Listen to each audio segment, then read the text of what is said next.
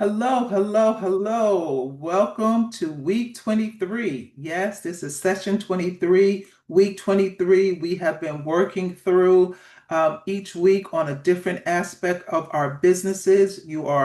This is the place to start. This is definitely where you can build and step by step, week by week, session by section, subject after subject, you have been quietly, purposely, and intentionally building your kingdom enterprises. So I'm Tally Carter. I am happy to be a part of your launch, of your building, of your expansion and scaling. And so I'm excited for what the Lord is doing through your assignments. So this week we want to keep at it. We want to keep making progress. And this is about progress and not perfection.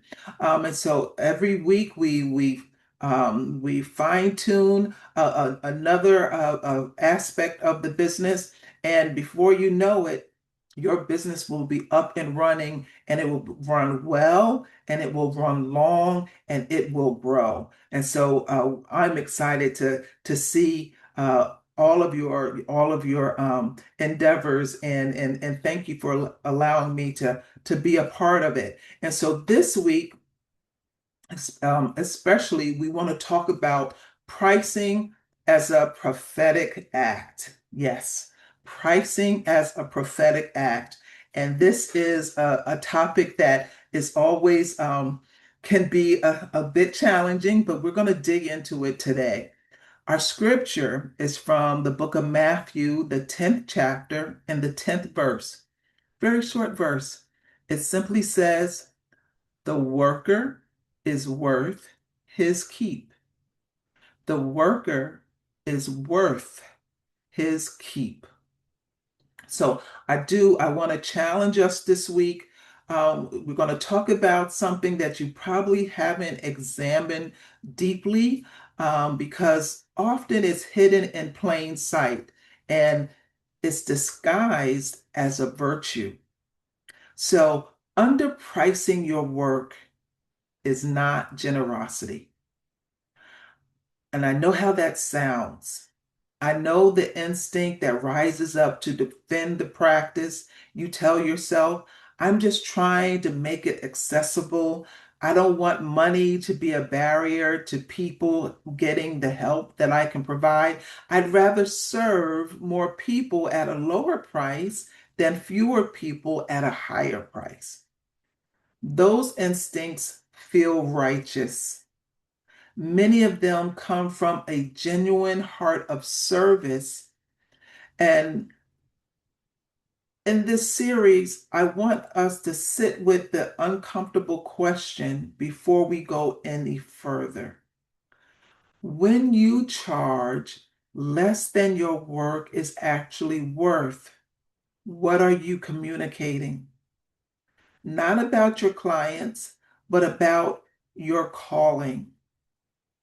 You are communicating that your calling has limited value, that the years of experience, the prayer, the development, the skill, the actual transformation that you produce, you're saying all of it is worth less than it does for you to actually deliver it. That is not a statement that your clients are making about you. That's a statement you're making about yourself.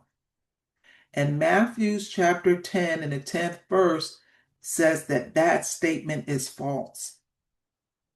The worker is worth his keep. Jesus here is sending out the disciples in Matthew chapter 10, and he's instructing them on how to carry out their assignments in the towns that they will be visiting. And in the middle of that instruction, he establishes something that often gets read over too quickly. He makes it clear the worker is worth his keep. This is not a suggestion. It's not a negotiated kindness extended to people who happen to be generous. It's a statement of right. The person doing the work, carrying out the assignment, delivering the labor, producing the value, is entitled to be compensated for it. Entitled. I know that word is loaded often, but that word actually matters in this instance. It means that the compensation is not a favor you are asking your clients to grant you. It is the appropriate, expected, structural, correct response to the value that you have provided. So I want to read that against whatever pricing anxiety that you are currently carrying. If you have been pricing apologetically, setting your rate low because you're not sure if you deserve more, or padding your offers with extra bonuses because you feel guilty charging what the core work is worth. If you're discounting before anyone's even asked you for a discount, our scripture here today wants us to correct that posture right on. The worker is worth his keep, and you are the worker. The assignment you carry out for your client has value, and you are entitled to be compensated for it fully. So I want to give you a framework that I use with founders and entrepreneurs who are stuck in underpricing, because the abstract principle is that charge what you are worth is true, but it's not always easy to put into action.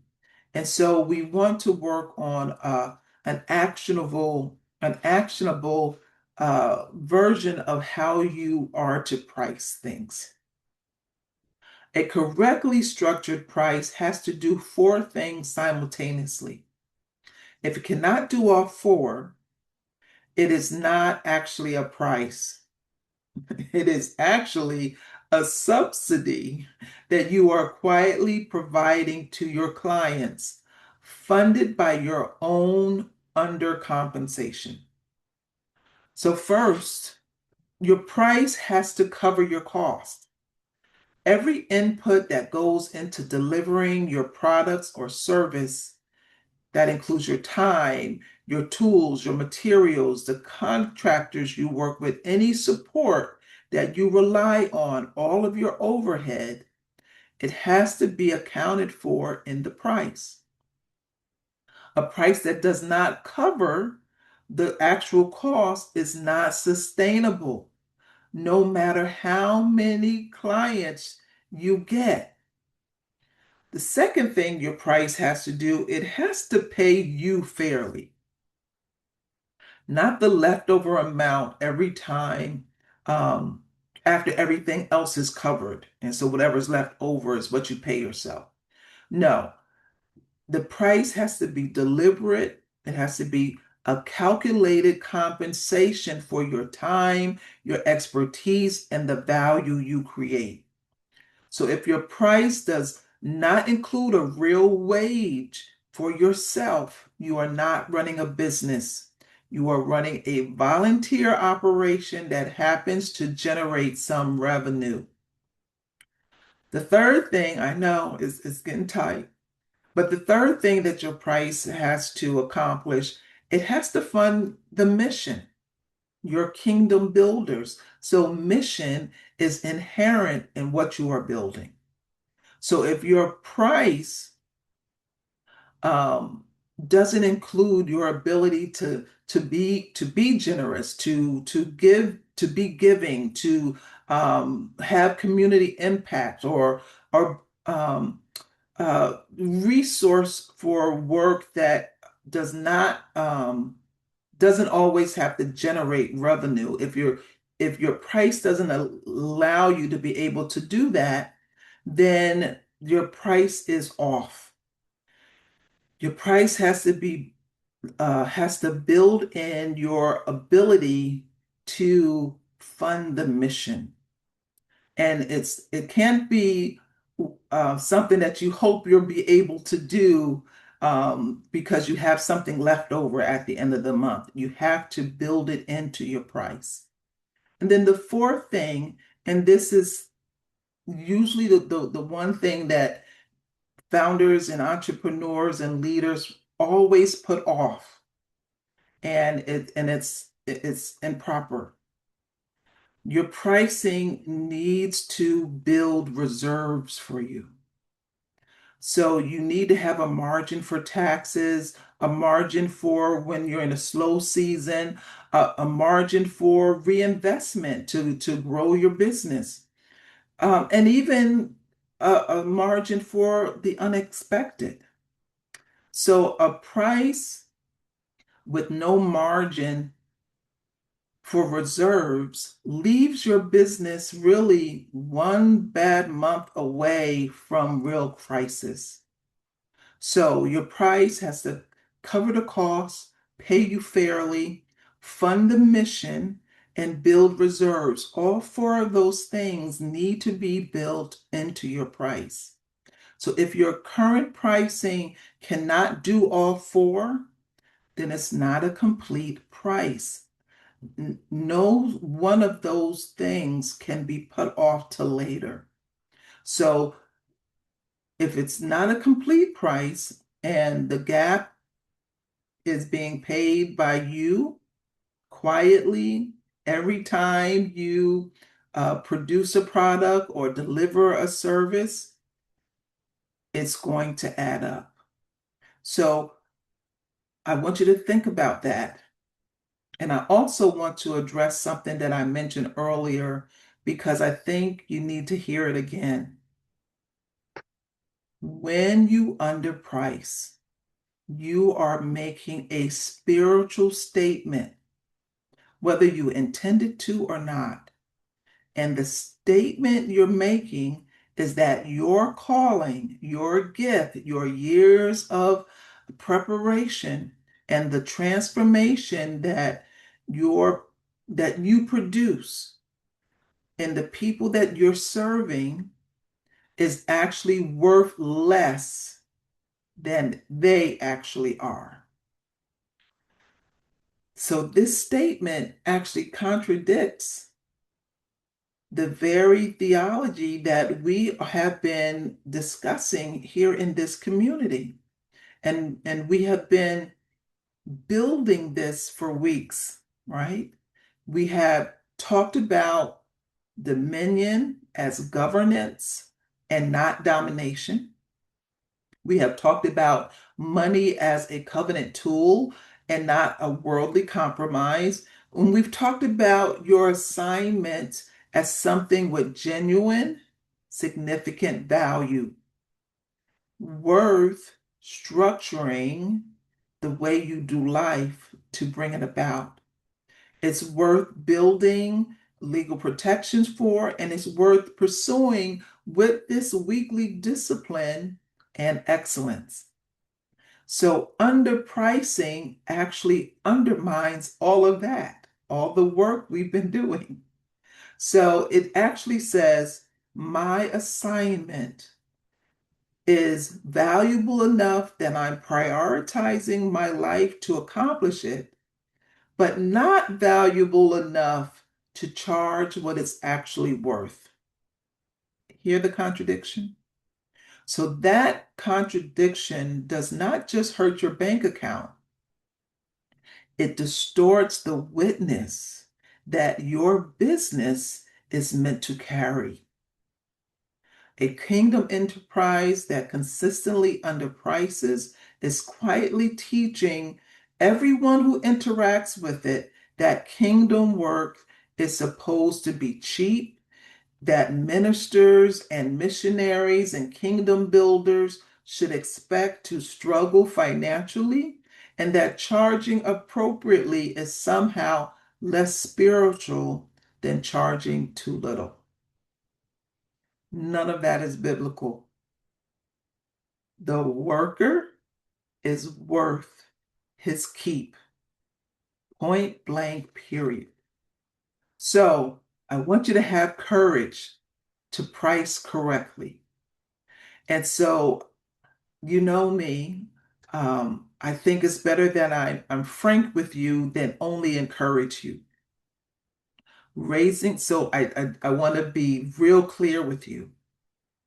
Raising your price to what your work is actually worth will cost you some clients.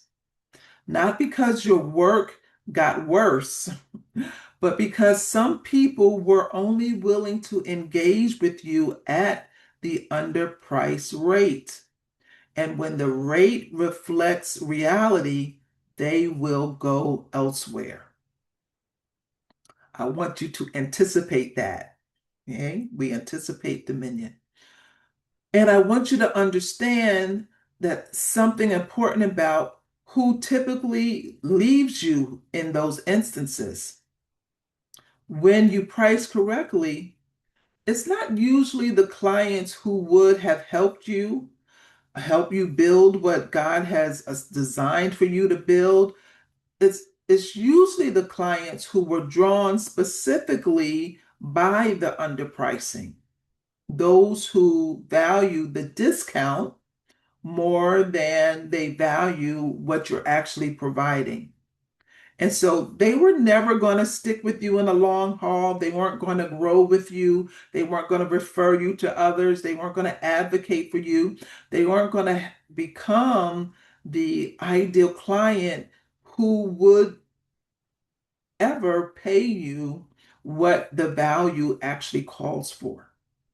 So, pricing correctly is actually a filtering mechanism as much as it is a financial one. It does not just generate appropriate revenue.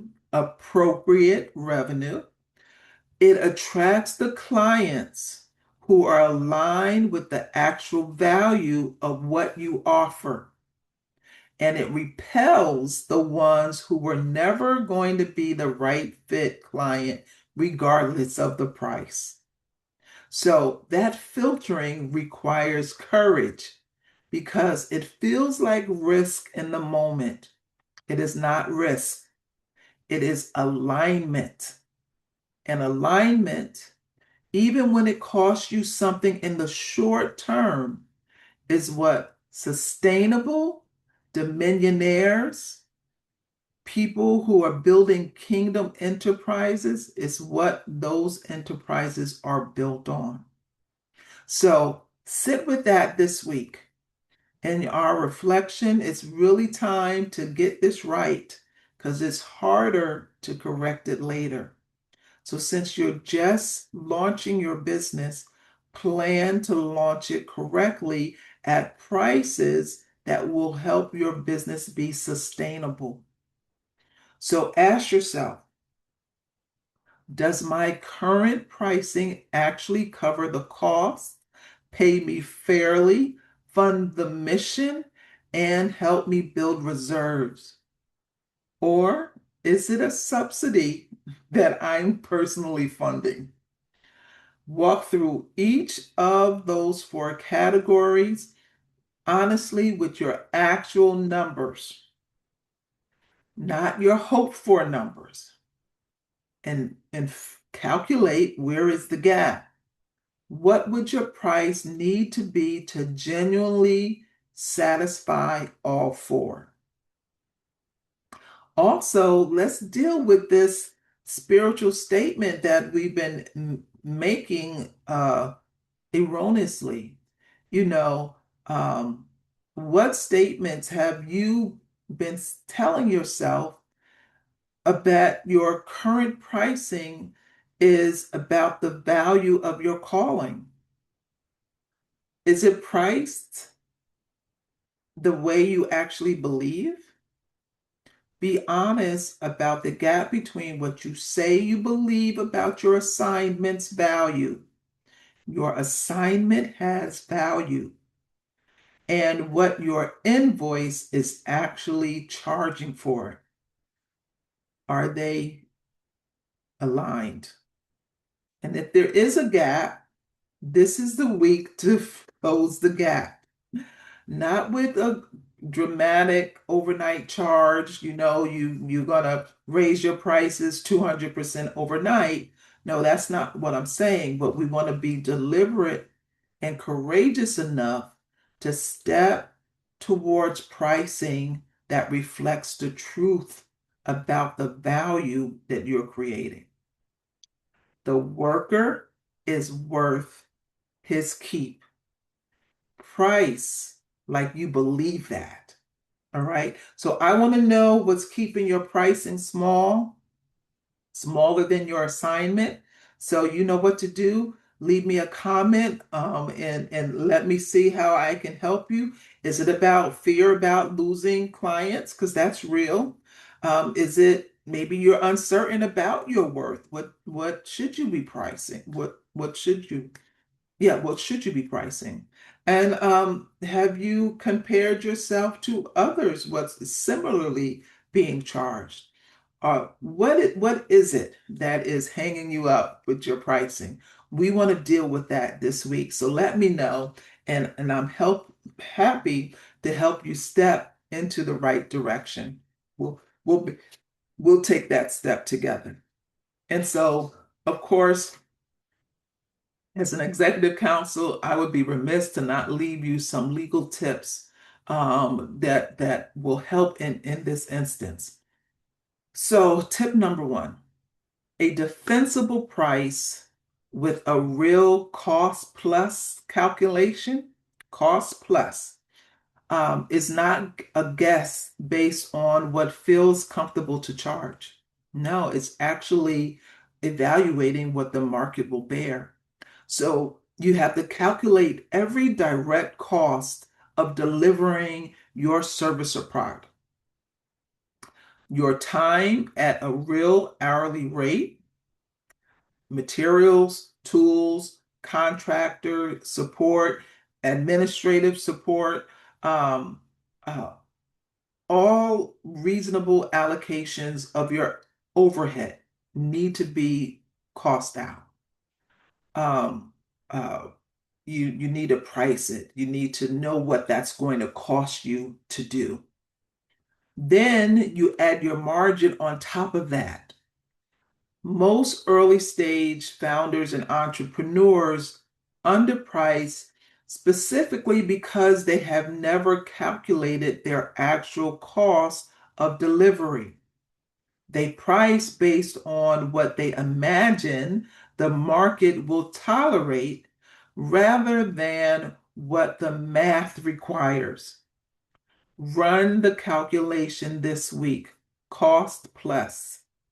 If your current price does not clear it with a meaningful margin to spare, margin is, something over what it will cost you, then you don't have a pricing preference problem.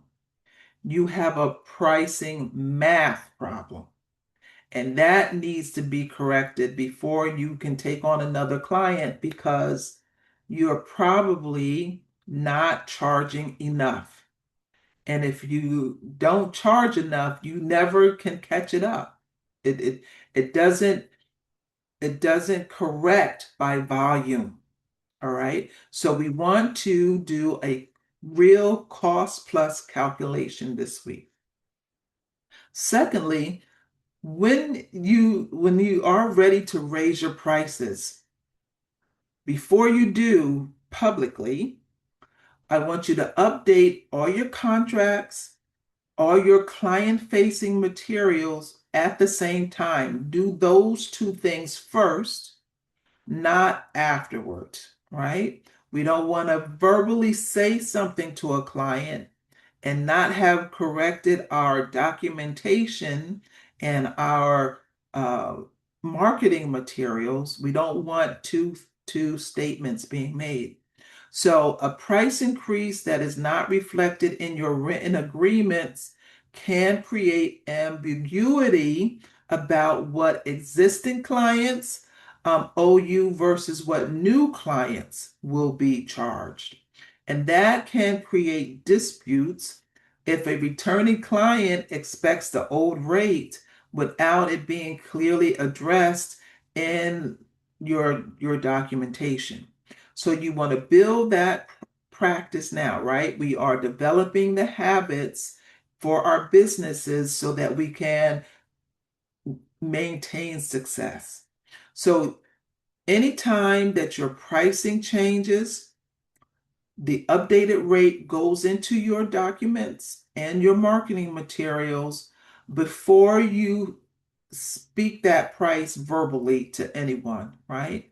This will protect you from that awkward and sometimes costly situation where you have verbally quoted an outdated price that the client later wants to hold you to because you said one thing, your documents say another thing.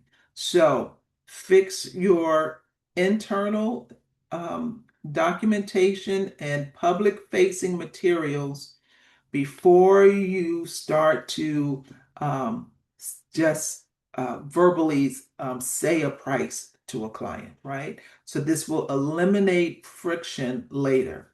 So those are my two tips for you this week. Please let's get this pricing um, um, uh, pricing statement straight in our head. Let's um, believe the truth that the worker is worth his keep. Let's take that to heart, write that in our heart so that we don't sin against anyone, right? Let alone ourselves. And so let's get that done this week. Let me know if you're running into issues, if you don't know how to do the cost plus calculation, or if you just want to talk through some of the beliefs that you have had. Happy to help in those regards. So just drop me a note in the comments and I'll certainly get back to you. But let's keep marching on. We're almost midway, right? This is week 23. So by now, you should have been making great strides. And the rest of the year is going to go super fast. So we want to get address these little kinks now. All right, thank you, and I will talk to you next week. Take care.